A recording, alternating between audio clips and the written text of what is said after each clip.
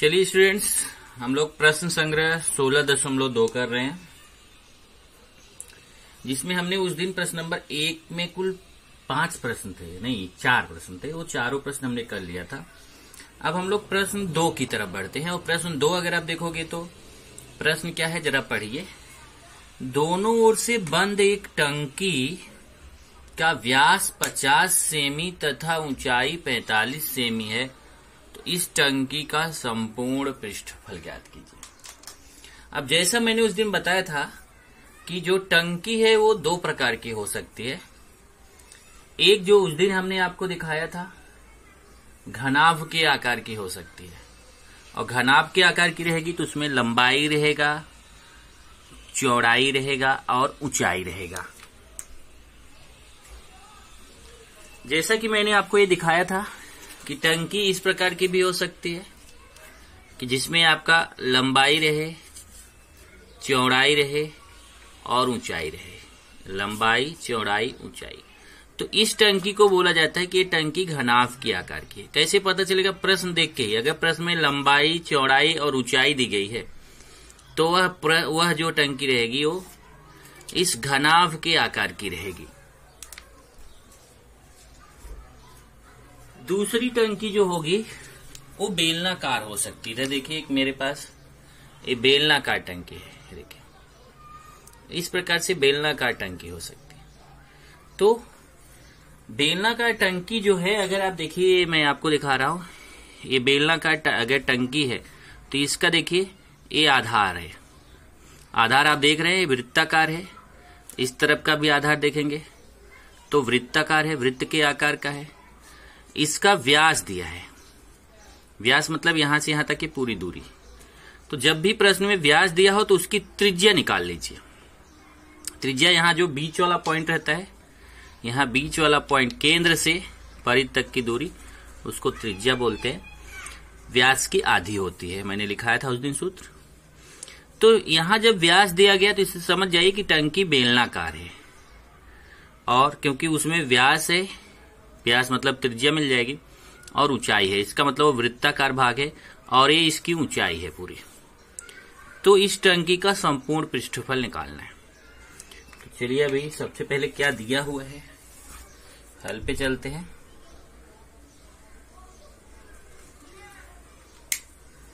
तो यहां पे टंकी का व्यास दिया है, टंकी का व्यास कितना? 50 सेमी। तो जब भी किसी प्रश्न में व्यास दिया हो तुरंत उसकी त्रिज्या निकाल लीजिए। टंकी की त्रिज्या को r से प्रदर्शित करते हैं। तो त्रिज्या बराबर होता है व्यास बटे 2, 50 बटे 2। 50 में 2 का भाग देंगे तो आएगा 25 सेमी। इस तरीके से त्रिज्या को r से प्रदर्शित करते हैं। त्रिज्या r जो है वो व्यास की आधी हो जाएगी। 50 का आधा मतलब 25 सेमी हो जाएगा। तब हमें निकालना है, निकालना क्या है वो देख लेते हैं। यहाँ पे पाई का मान भी दिया हुआ है हमें, देखिए पाई का मान 3.14। तो जिस प्रश्न में अगर पाई का मान दिया है, जैसे आप जानते हो पाई का मान 22/7 भी होता है, लेकिन अगर प्रश्न में पाई का मान दे दिया तो जो पाई का मान दिया है वही मुझे रखना पड़ेगा। मैं अपने मन से नहीं रख सकता। नहीं, प्रश्न में नहीं दिया है तब मैं अपने मन से रख सकता हूं। तो टंकी का संपूर्ण पृष्ठफल,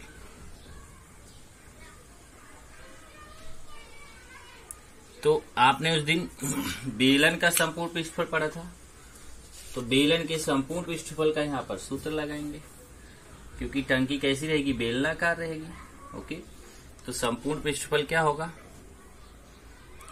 2 पाई r ब्रैकेट में r प्लस h। फॉर्मूला आपको याद होगा संपूर्ण पृष्ठफल का। चलिए मान रखते हैं 2 गुणे पाई, पाई का मान 3.14, फिर गुणा बीच में छिपा हुआ, गुणे r, r का मान 25, फिर ब्रैकेट, फिर r का मान 25, फिर प्लस, फिर h। अब h रह गया। अभी देखो यहाँ पे ऊंचाई दी गई, टंकी की ऊंचाई 45 सेमी है। टंकी की ऊंचाई यहां रह गया मुझे लिखने को, टंकी की ऊंचाई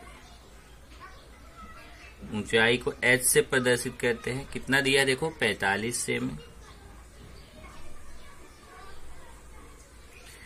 तो h की जगह पे कितना है 45, ऊंचाई h 45 है तो h की जगह पे 45 रख देंगे।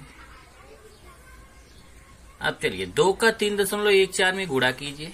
2 का 3.14 में गुणा करेंगे तो आएगा 6.28 गुणे 25 गुणे। अब यहाँ देखिए, यहाँ कोष्ठक का मतलब भी, जब कोष्ठक के यहाँ संख्या और कोष्ठक के बीच में यहाँ गुणा छिपा रहता है, गुणे 25 में 45 जोड़ दीजिए। अब जोड़ना तो आपको आता है, 45 में 25 जोड़ेंगे तो आएगा 70। ओके, अब फिर गुणा करते हैं। फिर 6.28 में 25 का गुणा करिए, जितना आएगा उसमें फिर 70 का गुणा करिए। तो चलिए 6.28 में 25 का गुणा करते हैं। 5 अठे 40, 5 दूना 10, 4 14, 5 छंग 30, 1 31, 2 25, 2 अठे 16, 2 दूना 4, 1 5, 2 छंग 12, 5 अठे 40, 5 दूना 10, 4 14, 5 छंग 30, 1 31, 2 अठे 16, 2 दूना 4, 1 5, 2 छंग 12, 0 6 4 10, 5 1 6 1 7, 3 2 5 1, 2 स्थान बाद दशमलव 1 2, 2 स्थान बाद दशमलव, तो आएगा 157। यहाँ आएगा 157 गुणे 70, 157 गुणे 70। अब फिर इसी तरीके जैसे मैंने अभी गुणा किया, ऐसे 157 में फिर 70 का गुणा कर लीजिए। 157 फिर 70 का गुणा करेंगे तो 0 7 7 49, 7 25 35, 4 39, 7 21 7 3 10। उत्तर आएगा 10,990। और संपूर्ण पृष्ठफल है और यहाँ सेमी दिया है, तो संपूर्ण पृष्ठफल की इकाई होती है वर्ग सेमी। इस तरीके से आपका यहाँ पे उत्तर आ जाएगा।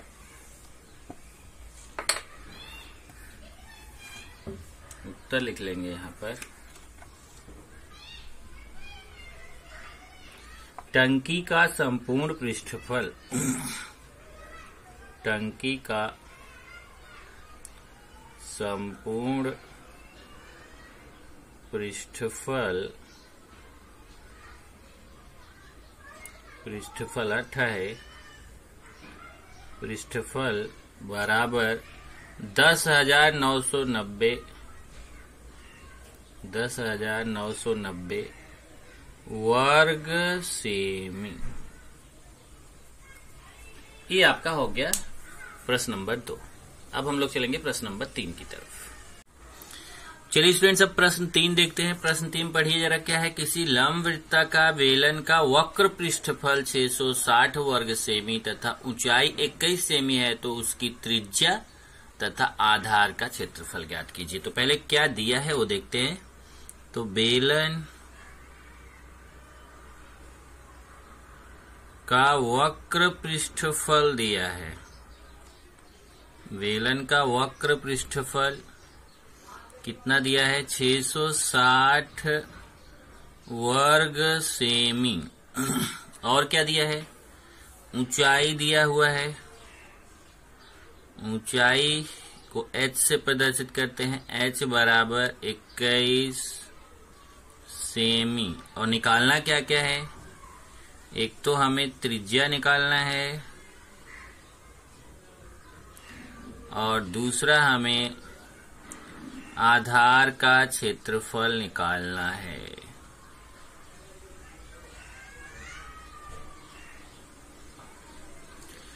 ऐसे प्रश्न जब आते हैं, जब वक्र पृष्ठफल हमें दिया हुआ, अभी कैसा होता था, हमें वक्र पृष्ठफल निकालना होता था, पर यहाँ पहली बार ऐसा हो रहा है कि वक्र पृष्ठफल दिया गया है और हमें त्रिज्या निकालना। इसके पहले का प्रश्न कैसा था, हमें त्रिज्या दी रहती थी, ऊंचाई दी रहती थी, वक्र पृष्ठफल निकालना था। पर अब की बार वक्र पृष्ठफल और ऊंचाई दिया है, त्रिज्या निकालना। तो सूत्र वही लगेगा वक्र पृष्ठफल का ही, चाहे वक्र पृष्ठफल का मान दिया रहे चाहे वक्र पृष्ठफल निकालना रहे, सूत्र आपको वही लगाना है। आधार का क्षेत्रफल दिया रहे चाहे आधार का क्षेत्रफल निकालना रहे, सूत्र वही लगेगा। संपूर्ण पृष्ठफल चाहे प्रश्न में दिया रहे चाहे संपूर्ण पृष्ठफल निकालना रहे, सूत्र वही लगेगा। घनफल चाहे प्रश्न में दिया रहे चाहे प्रश्न से निकालना रहे, सूत्र वही लगेगा। तो चलिए सबसे पहले वक्र पृष्ठफल दिया हुआ है तो हम वक्र पृष्ठफल का ही सूत्र लगाएंगे। सूत्र से बेलन का वक्र पृष्ठफल बराबर 2πr/h। ओके, अब चलिए यहां पे हम लोग मान रखेंगे। यहां पे देखेंगे तो वक्र पृष्ठफल का मान 660 दिया है। देखिए जिसका मान उसकी जगह, ध्यान रखिए जिसका मान उसकी जगह, वक्र पृष्ठफल का मान 660 है तो वक्र पृष्ठफल की जगह 660, फिर बराबर, फिर 2 गुणे पाई। अब यहाँ पे पाई का मान नहीं दिया हुआ है तो हम ले लेंगे 22/7, क्योंकि इसमें 7 से कटने वाली संख्या मुझे दिख रही है। गुणे आर, आर का मान, त्रिज्या का मान मालूम नहीं है तो आर को ऐसे ही लिख देंगे।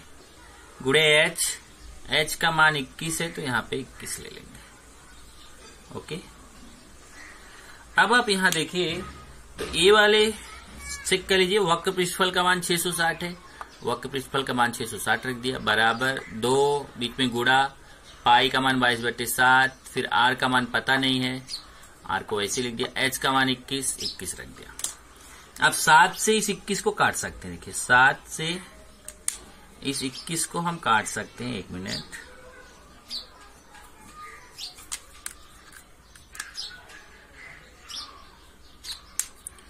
चलिए इस वाले 7 से इस 21 को हम काटेंगे तो 7 त्रिक 21, यहाँ 3 आएगा। 21 में 7 से काटिए, देखिए 3 आएगा, 7 त्रिक 21 होता है।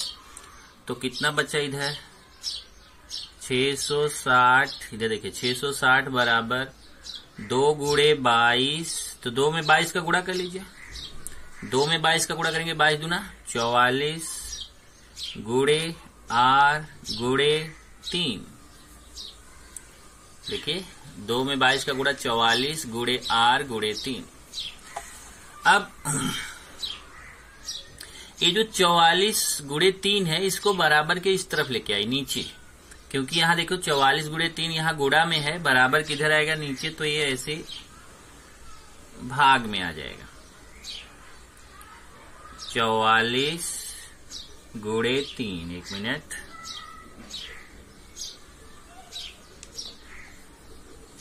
660 बटे, तो ध्यान से देखिए इधर 44 बराबर के इस तरफ है, बराबर के दाईं तरफ है, जब बाईं तरफ आएगा तो 44 का यहाँ भाग हो जाएगा।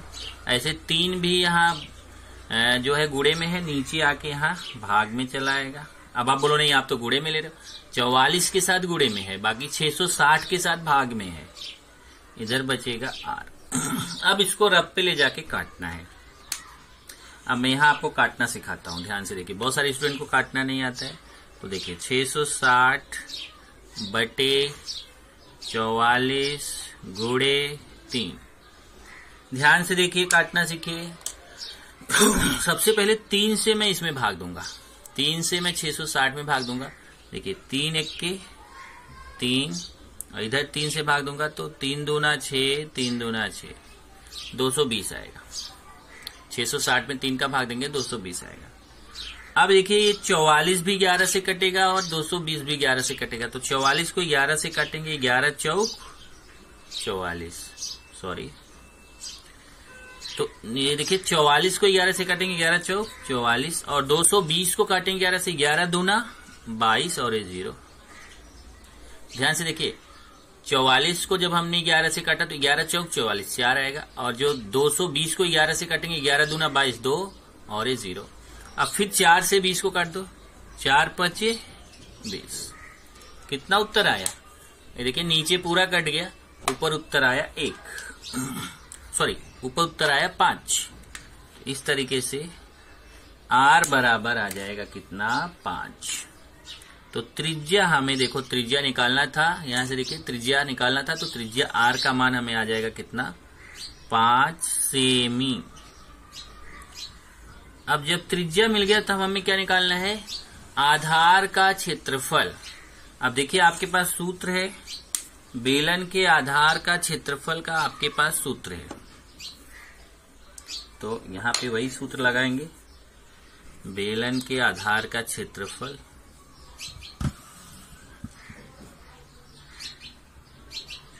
बेलन के आधार का क्षेत्रफल। अब देखिए बेलन का आधार जैसे मैंने बताया था ये वृत्ताकार होता है। देखिए ऐसा वृत्त, तो बेलन के आधार का क्षेत्रफल पूछेगा, मतलब इस वृत्त का क्षेत्रफल। और इसका सूत्र मैंने आपको लिखाया, बेलन के आधार का क्षेत्रफल वृत्ताकार होता है, इसलिए उसका सूत्र होता है वृत्त के क्षेत्रफल का जो सूत्र होता है वही इसका भी पाई आर स्क्वायर।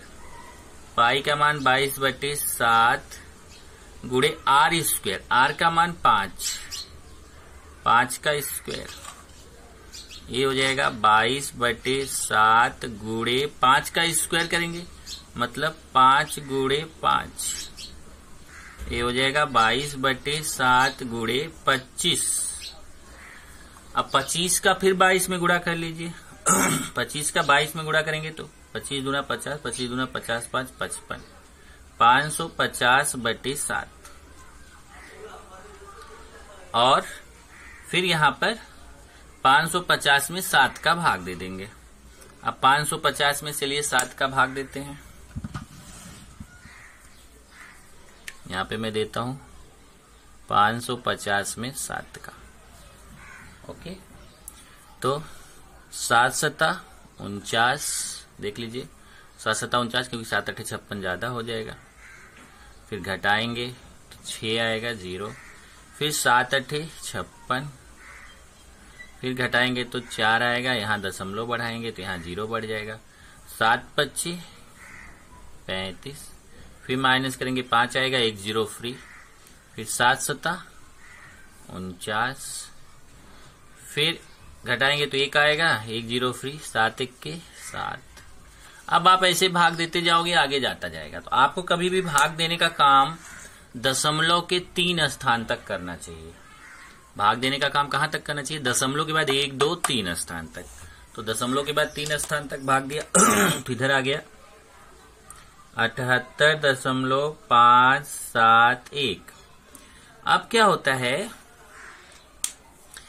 कि जब आप 78.571 निकाल लिए तो आपको ध्यान देना है कि ये जो 3 स्थान तक आप जाओ जरूर भाग में, लेकिन ये जो तीसरे स्थान की संख्या है उत्तर में हमेशा 2 स्थान तक ही उत्तर दिया जाता है। जो तीसरे स्थान की संख्या वहां पे उत्तर नहीं दिया जाता है।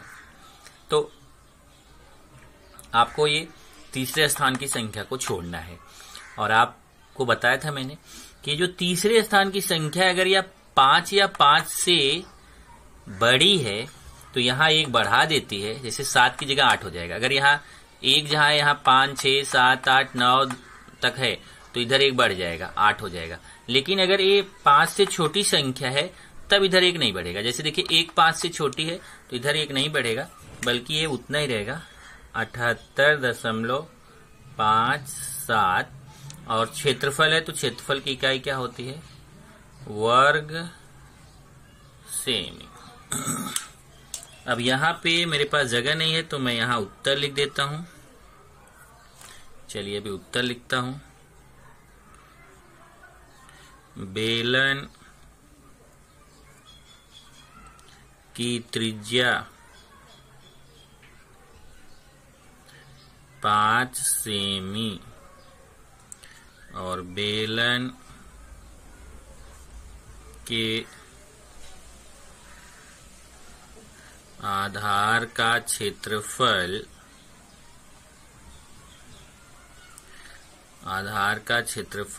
बराबर 78.57 वर्ग सेमी।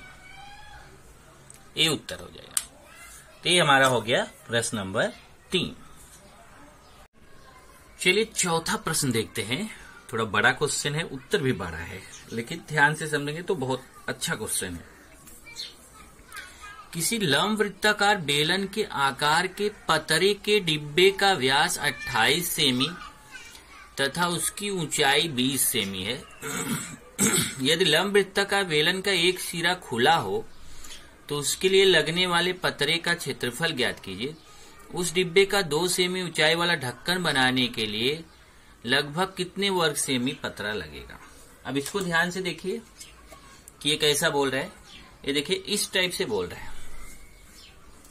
ये बेलनाकार है, देखिए लंब वृत्ताकार बेलन के आकार का पतरा। ये भी देखिए पतरे का बना हुआ है। ये देखिए ये पतरे का बना हुआ है ना, पतरा मतलब धातु का बना हुआ है।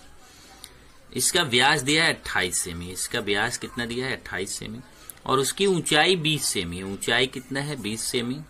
यदि लंब वृत्ताकार बेलन का एक सिरा खुला हो। अब देखिए ये जो बेलन है, देखिए एक सिरा इसका खुला हुआ है और एक सिरा इसका बंद है, तो पतरा यहां लगेगा और यहां लगेगा। एक खुला हुआ है तो यहां पतरा नहीं लगेगा।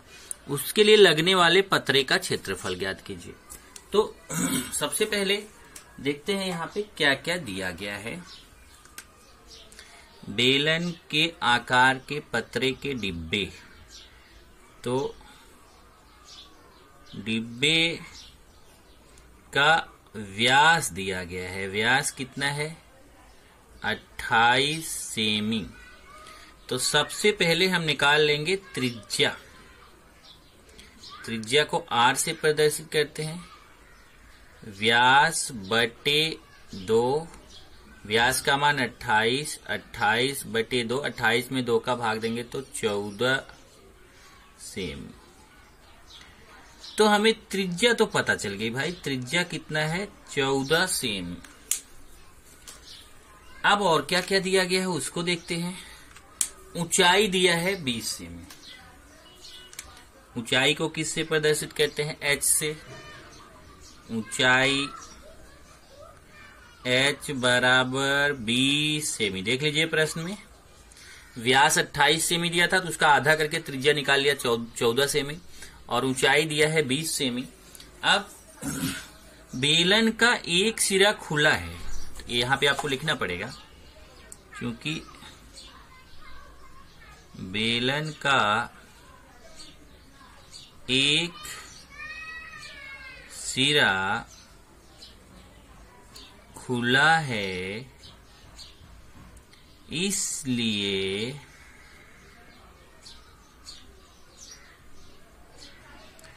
उसमें लगने वाले पतरे का क्षेत्रफल बराबर। अब देखिए, अब ये अगर बेलन खुला हुआ है, एक तरफ देखिए, एक तरफ खुला हुआ है एक तरफ बंद है, तो इसमें पतरा कहाँ कहाँ लगेगा, इसके इस तरफ लगेगा, इधर जो दीवार वाला भाग है इस पे लगेगा और ये नीचे जो भाग है नीचे उस पर लगेगा। तो मैंने आपको समझाया था, एक बार फिर समझिए। एक सूत्र होता है वक्र पृष्ठफल और एक सूत्र होता है संपूर्ण पृष्ठफल।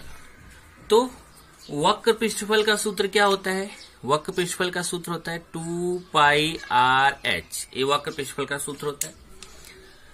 तो अगर कोई बोले कि ये बेलन है, इस बेलन का वक्र पृष्ठफल निकालिए, तो वक्र पृष्ठफल का मतलब इसका जो ये देखिए, ये जो दीवार वाला भाग है ना, ये इसको बोला जाता है इसका वक्र पृष्ठफल।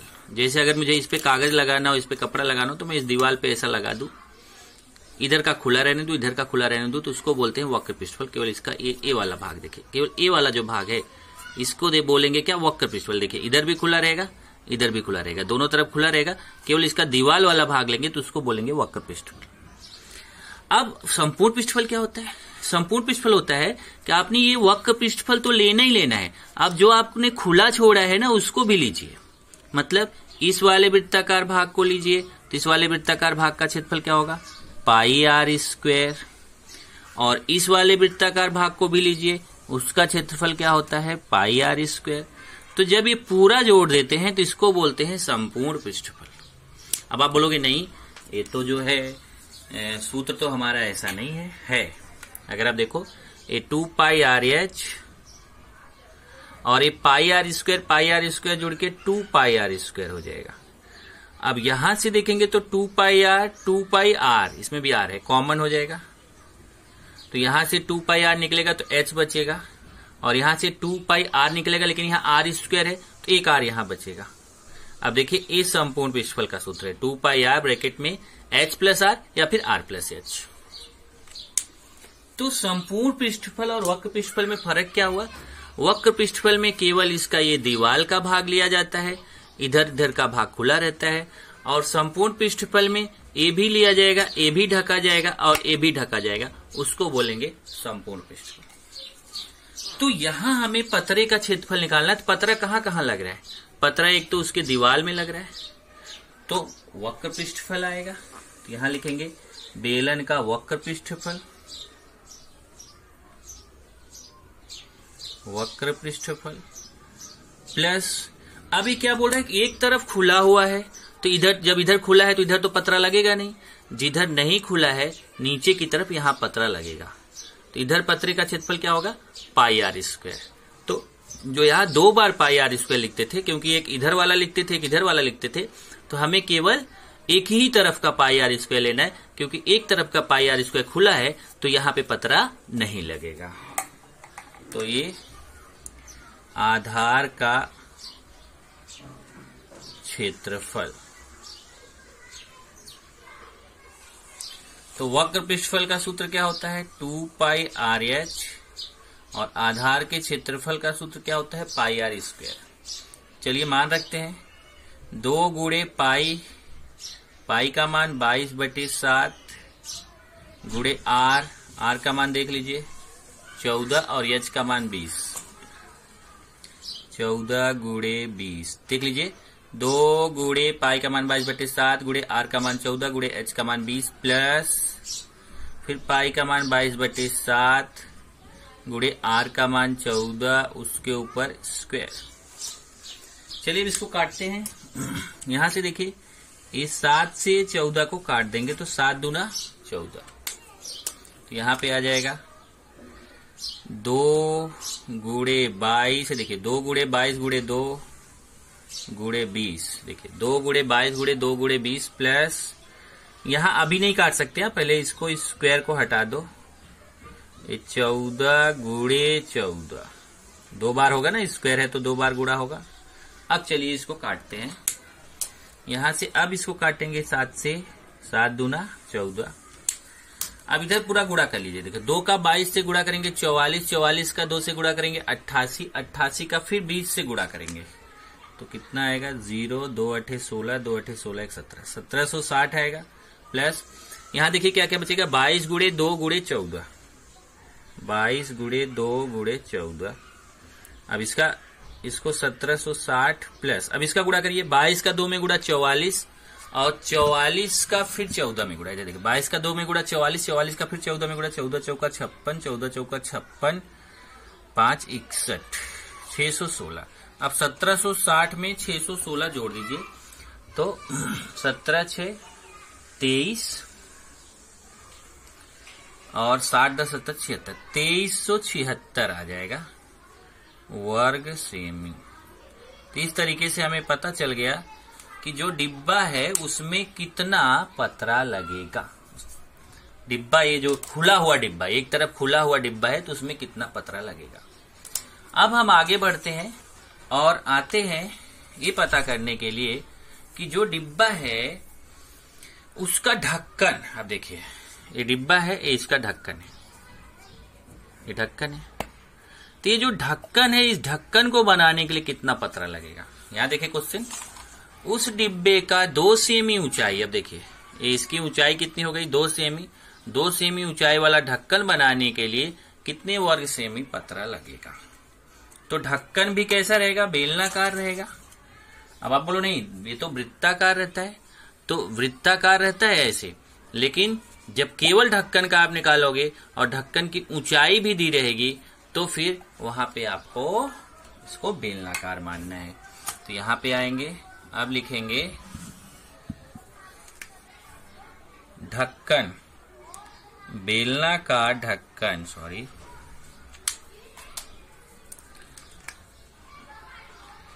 बेलनाकार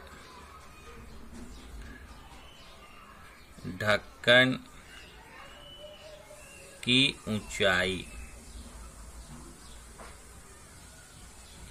h बराबर कितना है 2 सेमी, और त्रिज्या तो उतनी रहेगी, त्रिज्या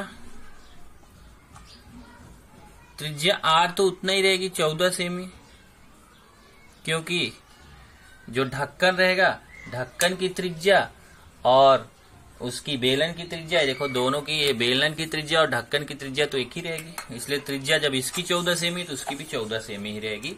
अब हम निकाल लेंगे, इसलिए बेलना का ढक्कन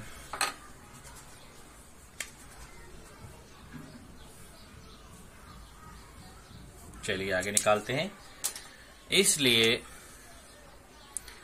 बेलनाकार ढक्कन बनाने के लिए लगने वाले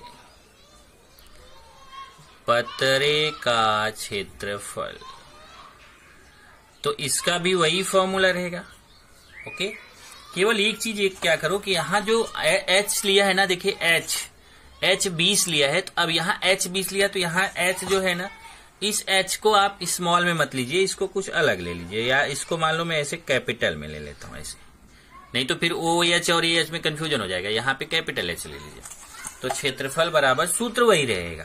ये देखिए सूत्र जो यहाँ पे था 2 पाई RH plus pi RH square, बस केवल फर्क ये रहेगा कि H की जगह कैपिटल H लेंगे हम, 2 पाई RH plus pi R square, R तो वही है, चलिए मान रखते हैं। 2 गुणे पाई का मान 22/7 गुणे R का मान 14 गुणे H का मान, यहां से देखिए इस वाले H का मान नहीं रखना है, एक कैपिटल वाले H का मान, ढक्कन वाले H का मान रखना है 2 प्लस पाई का मान 22/7 गुणे R का मान 14 का स्क्वायर। चलिए अब इसको काट देते हैं यहां से, ये 7 दूना 14, ये हो जाएगा 2 गुणे 22 गुणे 2 गुणे 2 प्लस 22/7 गुणे 14 गुणे 14।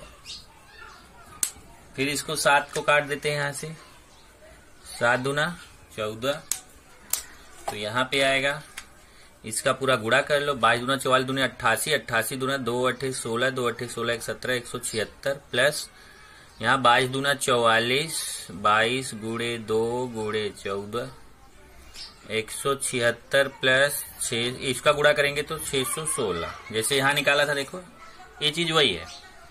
अब 176 में 616 जोड़िए, 6 6 12 7 1 8 1 9 6 1 7, कितना आया 792 वर्ग सेमी।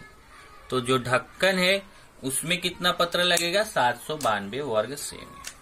चलिए अब उत्तर लिख डालते हैं। उत्तर लिखेंगे डिब्बा